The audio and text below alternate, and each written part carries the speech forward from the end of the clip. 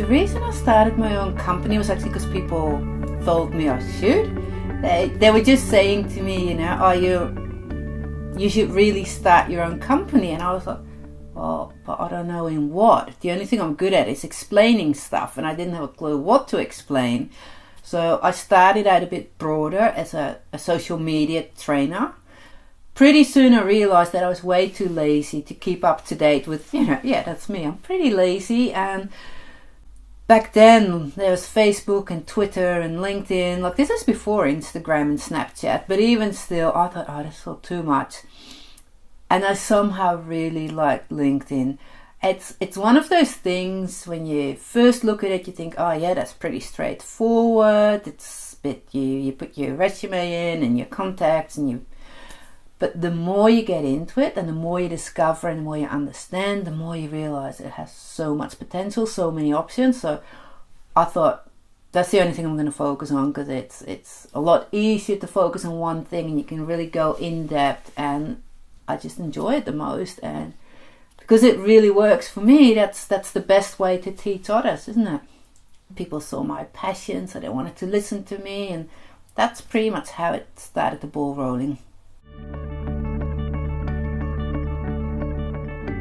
The interesting thing was when people said to me, you should really start your own company, I thought, yeah, sure, I've got something I'm good at, but I can't get clients because I'm too shy to make that first move. I don't approach people. If you send me to a networking event, I won't talk to anyone unless they talk to me. So instead of trying to force myself to do that, I just started really actively using LinkedIn to get noticed, I suppose, and it worked, and clients approached me. So that's also sort of my biggest selling point when people contact me and I ask them, like, how did you find me, or why did you approach me, and they mention what they noticed online, and I can say, well, that's exactly what I'm teaching people in their LinkedIn use, how to do that in quite a natural manner. To start your own business can be quite daunting, especially if you don't have some kind of safety net. So in my particular situation, I'm a single parent, and as single parenting as it gets, right? There's no every second weekend child goes to see the dad. There's no alimony. It's just me and the child, and that's it. And it's been like that since midway pregnancy. So it's nearly 14 now, but having always been on my own with a child, for the longest time in my career, I wasn't very career-minded, anytime I got a pay increase or a better paying job, I immediately reduced my working hours so that the money always stayed the same, but I had more time to spend with my child. Of course, that leaves you with nothing in the bank. So by the time this idea of setting up your own business started, I was still the sole provider. So here I was having a child, a mortgage, sole breadwinner, no funds in the bank. So I needed that part-time job at first as well. And in that time, there's all these very well-meaning people that say, but you're not really in it. Of course, your business isn't going to work because you're not going for it and you're scared. And it's like, maybe it's true, but really, with enough reserves in the bank to last 2 months without that part-time job, and then what you going to do if you can't pay the mortgage? So I took that time, but I did it. In the end, I reached the point where this is it. The company is working. Obviously, the child got a little bit older, so no more babysitting fees, which helps a bit, By the same token, they get more expensive as well with their tastes. But so it's been hard at times, and there's times where I've really had to tell myself that you cannot spend all your time working, 3 days a week there, and then you work at home and you start doing in the evening. So I had to sit myself down at some stage and say, okay, no work after dinner, just not.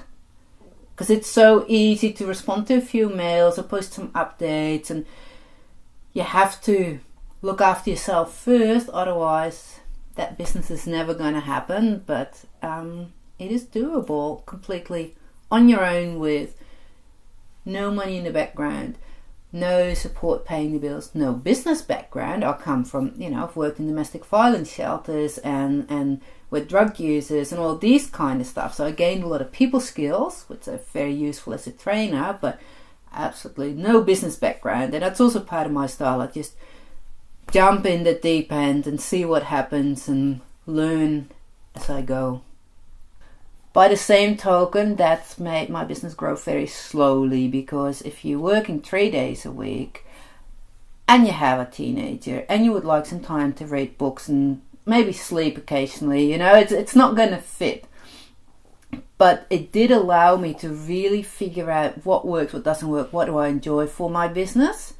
So there's been times that it happened, times that it was just sort of level, and then finally time to take the plunge and thought, hey, this is actually working and this is what I'm going to focus on full time.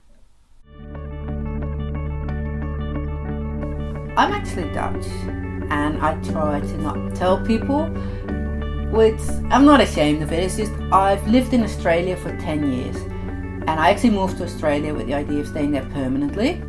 After 10 years, certain circumstances, I did move back, and I found I didn't really fit in anymore, didn't belong so much, which is why I started looking for expats. And I started out joining a book club because I like books, and there was people from all different countries, and I felt a lot more at home there because they could understand the things about Dutch culture that sometimes are a bit hard to get used to, other things that we really enjoy. And because I felt more of an expat than a local, I decided to focus my company there as well. For a few years I had it completely bilingual. Everything I did in English and in Dutch. And that's a lot of hard work, especially as you might recall, I only had a couple of days to focus on my company. It's almost like my neighbour, who happens to be born and bred Australian, said to me, and you might have to beep something here, but she literally said, "You're more fucking Australian than I am." And I thought, it is true, and that made me change my business to a totally English-speaking focus, although people still approach me to work in Dutch, and that's cool, but I don't advertise it. And within Amsterdam, I move within a lot of expat circles. So I'm still part of a book club, and I'm part of a women's network of professional women. I've moved a bit to The Hague as well, because there's actually this really fun network there of female entrepreneurs or expats as well.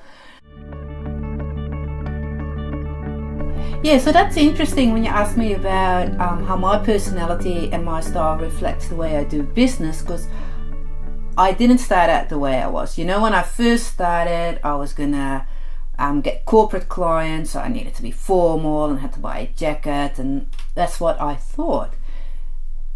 But it was a lot of hard work, and it wasn't me. And once I let go of that and just be myself again, it made a lot more sense. So now I don't weigh my words so much. If you see any of my videos, you probably wonder how I even get paying clients, because I leave bloopers in there, and I'm not particularly fussed about it. What you see is what you get, and that is also what people really enjoy, because no matter whether they found me through my LinkedIn or my website or my YouTubes or someone talking about me, one of the things they say when they meet me in real life is, "You are exactly as I expected you to be." And that is the biggest thing I think you need in business, because how can you really find the people to work with that you really resonate with if you're not yourself? I know my style some people will hate it. I am sure that people that see my LinkedIn profile, my website, will do a runner if they click on one of my videos, think, "Oh my God, this is not serious." And that is quite okay, because if they were to approach me, we wouldn't be a match to work together. So by me totally being me, this person has seen my online presence and decided to work with me because regardless of my quirkiness and my funniness and not seeming to be serious, I always make sure that also my knowledge and my sharing comes through as well. So, and then I looked back. So the biggest insight was when, for about I think a year, every single client that I had was so nice. And not just nice personality, but also their ideas about how they work totally resonated with me, and what they were about, what made them tick, and almost like they could be my friends. And I was like, wow, I'm so lucky. I've only had fun clients, great clients. And then I wondered, am I lucky?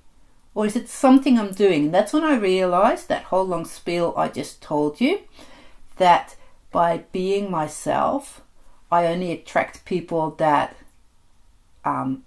like the way I am, which makes me like them as well. And that's another thing you'll notice. Sometimes I talk a lot to come to a short message, and some people hate that, so they're not my dream clients because it wouldn't work. Well, there's this thing they say in marketing, how people have to know, like, and trust you. So translating that to LinkedIn, for people to know you, you pretty much just have to make a lot of noise. So instead of standing on a street corner and scream, read all about it, you do the same on LinkedIn by actively engaging, posting updates, commenting to other people's updates, sharing stuff. Just be very active so that people know you. But then to actually like you, it has to make sense what you're sharing and commenting, I share a lot of articles, and not just my own blog posts, because again, I'm too lazy to blog regularly, and there's so many trainers out there that write brilliant stuff, and I don't mind sharing it. I'm not worried that people don't go to the competition, because people actually start to notice me as that nice person that keeps up to date about everything in her field and then shares it. And so to know, like, and trust, the trust you build by being genuine, just sharing stuff without always trying to make a sale, because eventually people, when they're ready to hire a LinkedIn trainer, in this case, they'll come to me because they feel they know me and they know my stuff and they know how I work.